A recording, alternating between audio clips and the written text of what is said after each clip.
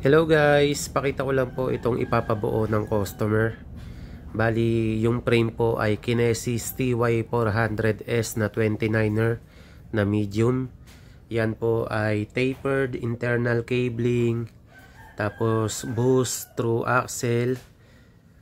Matte black po siya na stealth lang. Bali, simple lang siya. Pero maganda kasi dito is branded siya, tsaka magaan.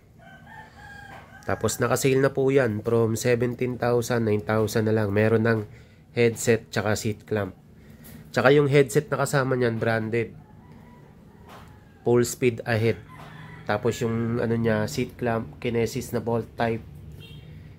Yan, ganda niya no. Tapos syempre, Kinesis rigid din yung in-order niya na matte black. Tapered through axle na internal cabling. Yan yung clearance pag 29er. Sakto lang. Yan, dyan nilalagay yung kable. Tapos yung kanyang stem, mountain peak na 70mm, 0 degrees. Tapos in speed na handlebar na straight na may back sweep. 760 ata yung haba kaya baka putulan pa. Tapos aerowick seat post na 31.6 na dual bolt.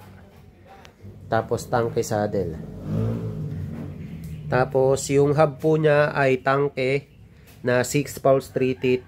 Hindi po siya boost kaya nilagyan namin ng adapter, binayaran din niya yon para magkasya po sa boost na frame. Tapos tangke na rim na medyo malapad. Tapos Gilo wear tire na 2.20 yung lapad. Yan, magkano lang inabot nito? Yung frame 9,000, yung rigid 3K,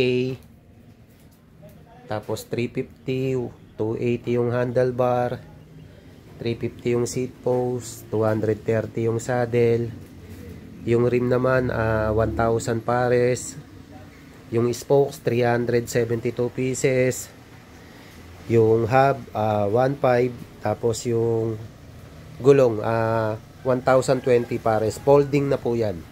Group set na lang ang ilalagay dito. Pinagpipilian pa kung SRAM o Shimano. Yan guys. Maraming salamat po. Message lang kung gusto nyo po magpabuo. Bibigyan ko kayo ng discount tsaka freebies kung magpapabuo po kayo. Maraming salamat po.